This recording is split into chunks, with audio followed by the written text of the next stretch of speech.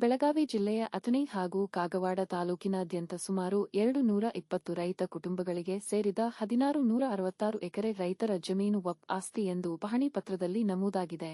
ಅದಕ್ಕಾಗಿ ಬರುವ ಸೋಮವಾರ ದಿನಾಂಕ 2ರಂದು ಅಥಣಿಯಲ್ಲಿ ಬೃಹತ್ ಪ್ರತಿಭಟನೆಯನ್ನು ಹಮ್ಮಿಕೊಳ್ಳಲಾಗಿದ್ದು, ಈ ಪ್ರತಿಭಟನೆಗೆ ಪಕ್ಷಾತೀತವಾಗಿ, ಜಾತ್ಯತೀತವಾಗಿ ಎಲ್ಲರೂ ಭಾಗವಹಿಸಿ ಎಂದು ನ್ಯಾಯವಾದಿ ಸಂಪತ್ಕುಮಾರ ಶೆಟ್ಟಿ ಅವರು ಹೇಳಿದರು.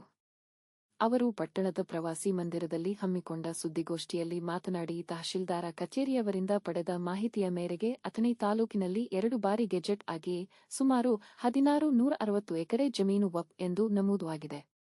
1985ರಲ್ಲಿ ಮೊದಲ ಬಾರಿ ಗೆಜೆಟ್ ಆಗಿ 1560 ಎಕರೆ ಜಮೀನು ಹಾಗೂ 2019ರಲ್ಲಿ ಎರಡನೇ ಬಾರಿ ಗೆಜೆಟ್ ಆಗಿ 107 ಎಕರೆ ವಕ್ಫ್ ಜಮೀನು ಎಂದು ಘೋಷಣೆಯಾಗಿದೆ.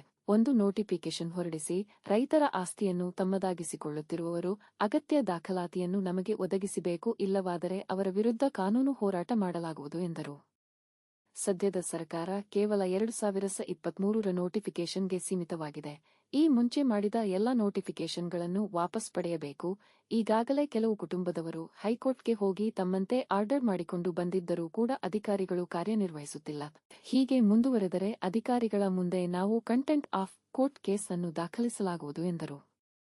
ಅನಂತರ ವಿಶ್ವ ಹಿಂದೂ ಪರಿಷತ್ ಜಿಲ್ಲಾ ಪ್ರಮುಖ ಹರೀಶಾಚಾರ್ಯ ಶಿರೂರ ಅವರು ಮಾತನಾಡಿ, ಜಾತಿ ಮತ ಪಂಥ ಬಿಟ್ಟು ಇಂಚು ಜಾಗಕ್ಕಾಗಿ ನಾವು ಹೋರಾಟ ಮಾಡಬೇಕಿದೆ. ನಾವು ಯಾವುದೇ ಪಕ್ಷದ ಪರವಲ್ಲ. ಧರ್ಮದ ಹೆಸರು ಹೇಳಿ ರೈತರ ಜಮೀನು ಕಸಿಯುತ್ತಿರುವ ವಿರುದ್ಧ ನಮ್ಮ ಹೋರಾಟ ನಿರಂತರವಾಗಿ ಇರುತ್ತೆ. ರೈತರ ಅಸ್ತಿತ್ವಕ್ಕಾಗಿ ನಮ್ಮ ಹೋರಾಟ ನಿರಂತರ.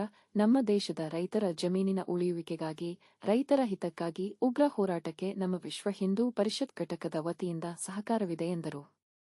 ನಂತರ ರೈತ ಸಂಘದ ಮುಖಂಡ ಶಿವಾನಂದ ಕೋತ್, ಮಾಜಿ ಸೈನಿಕರ ಸಂಘದ ಸಿದ್ದರಾಜ ಬೋರಾಡೆ, ಅಥಣಿ ಜಿಲ್ಲಾ ಹೋರಾಟ ಸಮಿತಿಯ ಅಧ್ಯಕ್ಷ ಪ್ರಶಾಂತ ತೋಡಕರ ಅವರು ಮಾತನಾಡಿ, ರೈತರಿಗೆ ಅನ್ಯಾಯವಾಗಿದ್ದನ್ನು ಖಂಡಿಸಿ ನಮ್ಮ ತಾಲೂಕಿನ ರೈತರ ಹಿತದೃಷ್ಟಿಯಿಂದ ನಮ್ಮ ತಾಲೂಕಿನ ಎಲ್ಲ ಸಂಘಟನೆಗಳು ಭಾಗವಹಿಸಲಿ ಎಂದು ಕರೆ ಕೊಟ್ಟರು.